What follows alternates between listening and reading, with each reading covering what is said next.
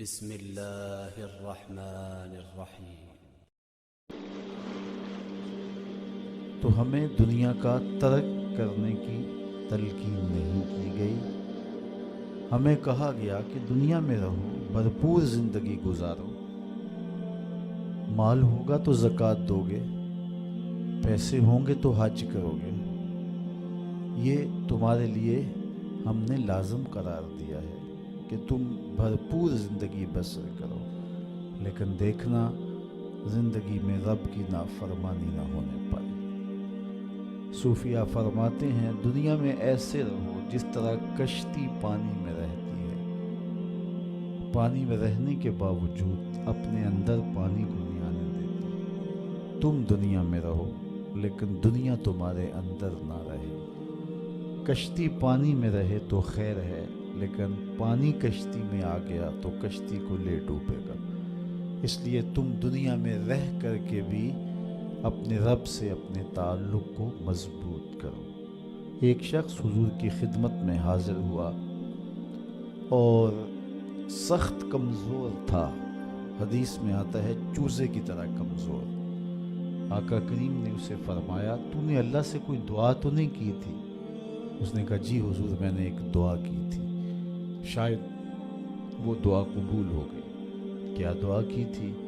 میں نے کہا تھا مالک آخرت کے حصے کے دکھ بھی دنیا میں دے دے تاکہ میری آخرت صاف ہو جائے۔ تو وہ دعا قبول ہو گئی ہے۔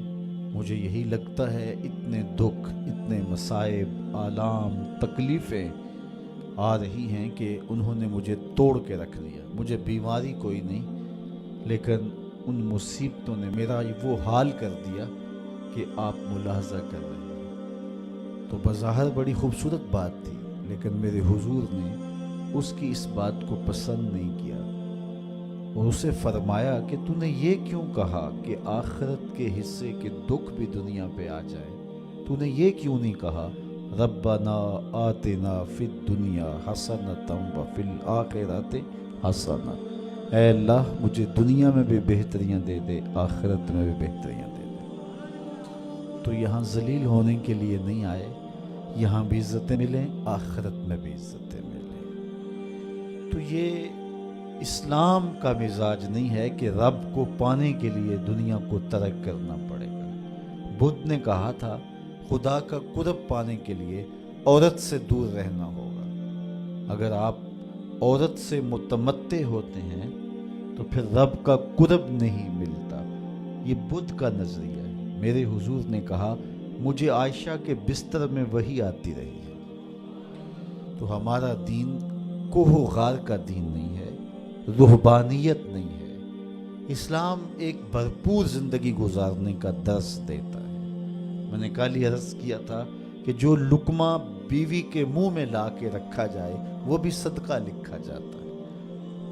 تنہائی میں بیوی سے جو ملاطفت کی جائے، جو محبت کا اظہار کیا جائے، پیار بھری باتیں کی جائیں، اس کا بھی اجر و ثواب مرتب ہوتا ہے۔ تو یہ ہمارا دین ہے۔ بچوں میں خوش ہوں، بچوں کی اچھی تربیت میں مشغول رہنا نوافل سے بہتر ہے۔ تو یہ ہمارا دین بھرپور زندگی گزارنے کی تلقین دیتا ہے۔ تو ہمیں اس دنیا کی بہتری اور آخرت کی زندگی کی بہتری کے طالب رہنا چاہیے۔ اس دنیا کی بہتریاں بہت ساری ہیں۔ سب سے بڑی بہتری اس دنیا کی زندگی کی کیا ہے؟ دولت، شہرت، عزت، آبرو۔ کیا اس دنیا کی سب سے بڑی دولت ہے؟ جو مل جائے تو اس پر بہت زیادہ شکر کرنا چاہیے۔ تو آئیے قرآن کھولیے، سورہ المومنون ہے، ارشاد فرمایا قد افلح المؤمنون، فلاح انہوں نے پائی جنہیں ایمان نصیب ہوا۔ تو اس کائنات میں سب سے بڑی نعمت جو حضرت انسان کو دی گئی ہے وہ دولت ایمان ہے۔ قیامت کے دن سب سے بڑی نعمت جو مومنین کو دی جائے گی وہ دیدار الہی ہوگا۔ تو جو آخرت میں دیدار الہی سے محروم ہو گیا اور دنیا میں ایمان سے محروم ہو گیا وہ حقیقی محروم ہے۔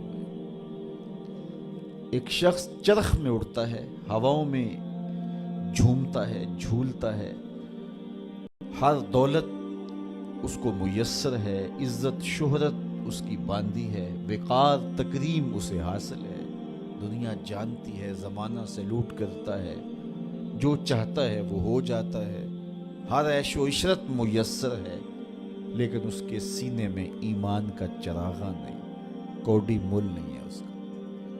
اور ایک شخص جھونپڑے میں رہتا ہے، کھانے کے لیے کبھی مل جاتا ہے، کبھی نہیں بھی ملتا، دنیا اسے پہچانتی بھی نہیں ہے، وہ معروف شخص بھی نہیں ہے، لیکن اس کے سینے میں ایمان کا چراغ ہے، وہ خوش نصیب شخص ہے۔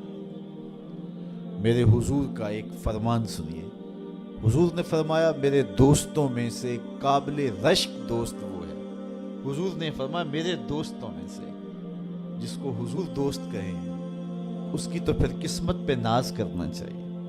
کہا میرے دوستوں میں سے جو قابل رشک دوست ہے وہ ہے جس کا سامان دنیا تھوڑا ہے، نمازیں زیادہ ہیں، جب وہ چلتا ہے تو اس کی طرف اشارہ بھی نہیں ہوتا، یہ فلاں صاحب جا رہے ہیں، کوئی ایسا معروف شخص نہیں، کوئی بہت عہدہ ساتھ نہیں لگا ہوا کہ جب چلے تو لوگ کہیں یہ فلاں جا رہے ہیں۔ اللہ اکبر۔